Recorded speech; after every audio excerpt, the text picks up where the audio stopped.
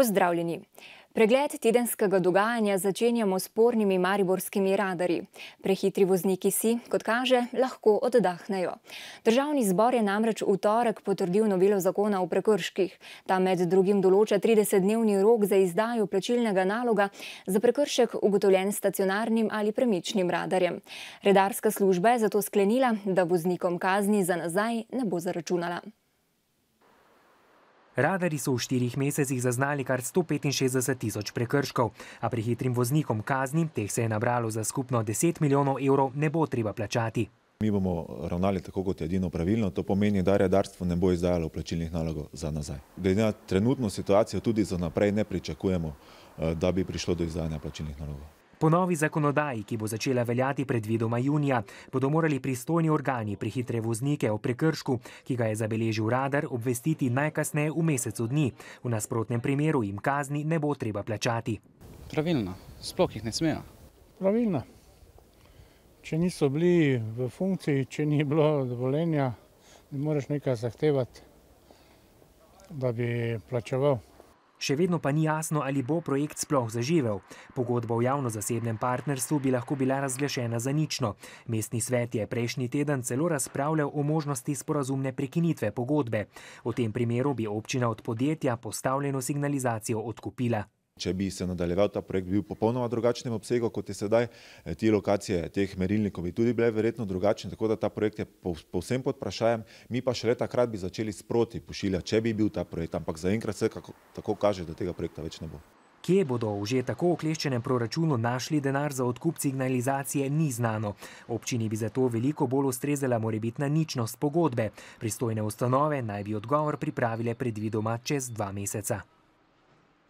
V preteklem poslovanju nekdanje uprave Nove kreditne banke Maribor, ki jo je vodil Matjaž Kovačič, je revizija ugotovila nekatere nepravilnosti. Nadzorniki banke so se na seji tudi seznanili, da bo banka lansko leto končala z dobrimi 205 milijoni evrov čiste izgube izrednega poslovanja. Seja, ki je potekala za tesno zaprtimi vrati, se je pričela okoli 10. ure dopoldne. Najbolj vroča razprava pa se je razvila prav v zvezi z revizijskim poročilom. Očitno upravičeno, kot so navedli v sporočilu za javnost, navajam. Revizija je ugotovila določene nepravilnosti v preteklem poslovanju banke in še v prihodnjih dneh bodo tako poročilo predali pristojnim organom, obenem pa preučili vse možnosti za vložitev pravnih sredstev zoper odgovorne osebe za zaščito interesov banke. Na pojasnila o rezultatih forenzične preiskave smo danes pred kamero zaman čakali tako predsednika uprave kot nadzornike. So pa nadzorniki to poročilo danes imeli na mizi pravzaprav že drugič. Prvič so obravnavali konec januarja, ko so od revizijske hiše zahtevali še dodatna pojasnila. Smo pa se danes po telefonu pogovarjali tudi z Matjažem Kovačičem, ki nam je še enkrat zatrdil, da je deloval zakonito, vsako morebitno spornost posla pa, da mu bodo morali še dokazati. Med posli, ki terjajo odgovore, so tako nekateri nepremičninski projekti na Hrvaškem, v katere je bila vključena njihova hčerinska družba KBM Projekt Zagreb, kot tudi številna posojila slovenskim gradbenim podjetjem, ki so končala v stečaju. Havce sicer ves čas zavzemo, da se preteklost razčisti in da banka zakrpa luknje zaradi slabih kreditov, ki so jo pahnili v dobrih 200 milijonov evrov težko izgubo. Ti madeži so zelo različni v različnih obdobjih poslovanja banke. Vsak, ki dela, tudi greši. Zdaj mi si bomo prizadevali, da teh madežev ne bo več. V nekaterih hčerinskih družbah naj bi že vložili odškodninske tožbe in kazenske ovadbe zoper odgovorne. Spomnimo pa, da so avgusta lani kriminalisti opravili več kot 20 hišnih preiskav, kar pa je primer tako kompleksen. Gre namreč za več kaznivih dejanj gospodarske kriminalitete, pa bo za epilog, nad katerim bdi specializirano državno tožilstvo, potrebno še počakati. Na Pošti Slovenije pa je vodstvo predstavilo poslovne rezultate preteklega leta. Čeprav so imeli za 5 milijonov evrov čistega dobička, je bil ta dobrih 40% nižji od načrtovanega. Lanski prvotni načrt, ki ga je pripravil še prejšnja uprava pod vodstvom Aleša Havca, je namreč predvideval več kot 17 milijonov evrov dobička. Nižji poslovni rezultat je posledica 4-odstotnega upada poslovnih prihodkov, ki so lani znašali 228 milijonov evrov. Generalni direktor po slabem letu dni vodenja razloge za nižji dobiček od načrtovanega pripisuje tako upadu klasičnih poštnih pošiljk, še vedno se pozna slabitev vrednosti naložbe v delnice nove KBM, predvsem pa liberalizaciji trga. To pomeni, da imamo konkurenco praktično na vseh področjih našega poslovanja. Drugo je seveda vsesplošna gospodarska finančna kriza, kar pomeni varčevanje praktično vseh deležnikov, bodisi da gre za državno javno upravo, bodisi da gre za gospodarske subjekte in ne navsezadnje tudi za prebivalstvo. Tudi v prihodnje družba pričakuje nadaljnji upad poslovnih prihodkov in odhodkov, medtem ko naj bi dobiček na račun novih storitev ostal na enaki ravni. V prihodnje pa se širijo tudi na področje nepoštne logistike. Torej druge logistike tudi izven meja Republike Slovenije in pa želimo biti zelo prepoznan gospodarski subjekt pri nudenju informacijskih storitev. Tako za investicije namenjajo dobrih 290 milijonov evrov, ob posodobitvah informacijskega sistema jih čaka tudi letos preoblikovanje poštnih poslovalnic. Praviloma ne pomeni to zmanjševanje števila zaposlenih. Res pa je, moram odkrito povedati, da delamo različne simulacije, na katerih področjih moramo privarčevati, če želimo celotni pošti še seveda naprej uspešno poslovno pot.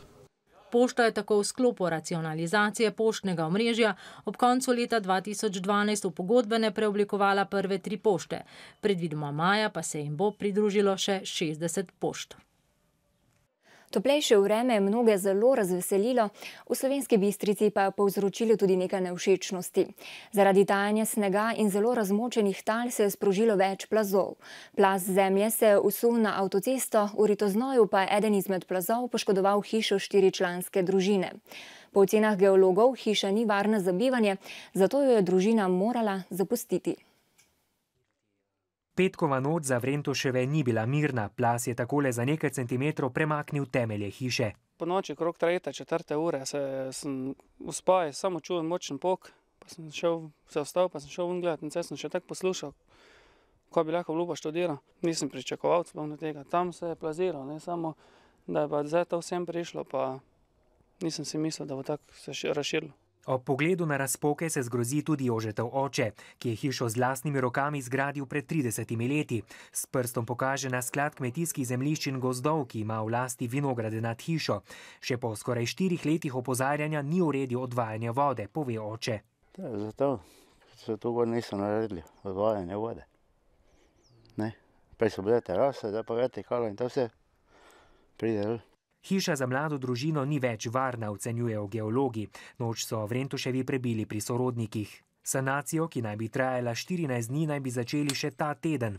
V tem času bo družini na voljo občinsko stanovanje. Bomo v okviru naših stanovanjskih možnosti iskali rešitev za namestitev omenjene družine tukaj v mestu Slovenska Bistrica, tako da seveda jim zagotovimo normalne pogoje bivanja. Zaradi plazu pa je bila danes delno zaprta tudi štajerska avtocesta med Slovensko Bistrico in Slovenskimi Konjicami. Plaz pa se je sprožil tudi v Visolah, geologi si bodo teren ogledali jutri. Kar nekaj dela pa bodo imeli vzdrževalci mariborskih cest. Nizke temperature in sol so povzročile nove poškodbe na cestiščih, ki so že nekaj let v slabem stanju. Mariborski mestni svetniki so na zadnji februarski seji potrdili obnovo ulice Pariške komune, ki velja za eno najbolj uničenih cest v mestu. Obnova se je sicer začela že leta 2010, na polovici pa je zmanjkalo denarja. Luknja pri luknji, globoke razpoke v cestišču, nevarni cestni jaški, luže in strme bankine. To je že dobri 2 leti podoba ulice Pariške komune, ki poleg ceste proletarskih brigad predstavlja edino celostno cestno povezavo zahodnega in vzhodnega dela mesta na desnem bregu Drave. Groza, res, ker ko z avtom voziš, to moraš kar ovinkati, paziti na nasproti, da se nekateri v tebi zaleti, ker moraš se luknjamo umikati, ne. Lahko bi izboljšali, ko imeli cajt, ne. Kako to jim finance dovolile. Ja, grozne so. To je že, davno bi že mogli to popraviti. Obnova bo potekala v 2 delih. Letos naj bi popravili cestišče med Titovo in Žitno ulico, prihodnje leto pa še del do ulice Gorkega. Uredili naj bi tudi montažno krožišče, ki seka Ljubljansko ulico. Zaradi varnosti pešcev in kolesarjev naj bi znova vzpostavili semaforje. Na tem območju imamo 4 večje srednje šole, ker gre ogromno dijakov skozi vsa ta križišča in ravno to število pešcev povzroča potem zastoje za motorizirani promet. Ob tem je vprašanje, ali bo varnost res zagotovljena, se prav krožišča umirjajo prometne tokove. Vrednost projekta je ocenjena na 1 300 000 evrov. 1 milijon bo zagotovila država, preostanek pa mariborska občina iz proračuna. Na obnovo drugih dotrajanih cest pa bomo morali še nekaj časa počakati, saj denarja ni niti za njihovo vzdrževanje, kaj šele za obnovo. Ta teden je posvečen boju proti raku. V Sloveniji za rakom vsako leto zboli okrog 12 000 ljudi, umre pa jih približno 6 000. Pri moških je najpogostejši rak prostate, ki je na tem mestu zamenjal pljučnega raka, pri ženskah pa rak dojk. Za odkrivanje obeh vrst bolezni so najpomembnejši preventivni pregledi. Teh pa pacientke na Ptuju trenutno ne morejo opravljati. Zaradi okvare starega mamografa je ambulanta za preglede dojk v ptujski bolnišnici že nekaj časa zaprta. Ženskam in bolnišnici so na pomoč priskočile članice kluba Sor Optimist in za nakup novega mamografa zbrale 100 000 evrov. Bolnice na širšem ptujskem območju so tako ostale brez rednih kot tudi preventivnih pregledov. Preusmerjajo jih v Mursko Soboto in mariborski zdravstveni dom. Poiskati smo se mogli drugje, zato sem prišla v Maribor. Tu sem čakala, sicer res od 18. decembra sem bila, pa sem zdaj prišla na vrsto. V Mariborskem centru za bolezni dojk dnevno pregledajo tudi do 10 pacientk ptujskega, s čimer so se jim podaljšale čakalne dobe. Čakalna doba v našem centru za bolezni dojk se je zdaj podaljšala na 14 mesecev. Poudariti pa je potrebno, da je to čakalna doba izključno za ženske brez težav v dojkah. Tako kot Ivanka, tudi članice kluba Sor Optimist zato upajo, da bo novi aparat v ptujski bolnišnici že čez 3 mesece. To je denar, ki je bil težko zbran. Mislim, da je največja donacija 7500 evrov. Drugo je denar, ki je kapljal. Z nabavo novega aparata pa si ptujski bolnišnici poleg rednih pregledov želijo opravljati tudi preventivni program. Tukaj predvsem razmišljamo, če bi lahko dobili kakšen del tudi Dorega razširili, ampak tu bomo pa videli, koliko bo ministrstvo pripravljeno. Žalosti pa dejstvo, da mamografski aparat, ki ga je Ministrstvo za zdravje kupilo za izvajanje programa Dora že pred 3 leti, praktično stoji, čeprav je mariborski UKC zanj uredil prostore in izobrazil kadre. Razlog: ministrstvo ne najde rešitve, kako specialiste tudi plačati. Kako dolgo bo ta dragocena oprema neizkoriščena, pa nam z ministrstva še niso odgovorili. Mariborski mestni svetniki pa so na zadnji februarski seji, ko so sprejeli občinski proračun, odločili še, da javni zavod Evropske prestolnice kulture neha delovati že konec marca. V odloku o ustanovitvi je sicer predvideno, da se zavod zapre konec junija. Če se izkaže, da je takšen sklep mestnega sveta nezakonit, ga občina ne bo uresničila. Svetniki bi preostali denar zavoda vrnili v mestni proračun in ga namenili po njihovem mnenju prioritetnim projektom, kot so recimo Evropska prestolnica mladih, Festival Lent in Mariborska knjižnica. Odločili so se tudi, da naj se do konca meseca opravi izredna revizija poslovanja javnega zavoda. Upam, da so svetniki uporabljali zdrav razum in računajo, da je pomembno ohranjati pozitivno dediščino projekta Evropske prestolnice kulture, ki je prinesel največjo možno prepoznavnost temu mestu in regiji, in seveda, da se ne igrajo na vse zadnje z ugledom mesta. Kot pravi direktorica zavoda, uradnega sklepa občine še niso dobili, hkrati pa opozarja, da so pri ustanovitvi sodelovali še Ministrstvo za kulturo in druga partnerska mesta. Zato morajo s predčasnim zaprtjem zavoda soglašati vsi partnerji. Najhujše seveda bi bilo, pa če bi morali, ko smo na evalvacijah v Evropi, tujcem razlagati, da je bil Maribor prva prestolnica, ki je zaprl tak zavod za likvidacijo. Evropska komisija zavodu nalaga ustrezno zaključevanje projekta. Trenutno imajo z mariborsko občino do konca marca sklenjeno pogodbo o začasnem financiranju, vredno nekaj čez 200 000 evrov. Zavod razpolaga še s finančno evropsko nagrado Meline Mercuri. Zaradi negotovega finančnega položaja v državi so jo sklenili porabiti po delih. Interes, ki je, zdaj lahko govorim pač o tem, kar vidimo na Uradu za kulturo, je na nek način zagotoviti nek trajnejši rezultat tega projekta skozi vzpostavitev sistemskega okolja in stabilnega financiranja za neko omejeno število projektov ali pa programov. Po besedah Sajka je Urad za kulturo občinski upravi predlagal načrtovanje sredstev za trajnostne projekte Evropske prestolnice kulture, ki pa jih letošnji proračun ne predvideva. Postavka za kulturo se je letos celo zmanjšala za 4 %.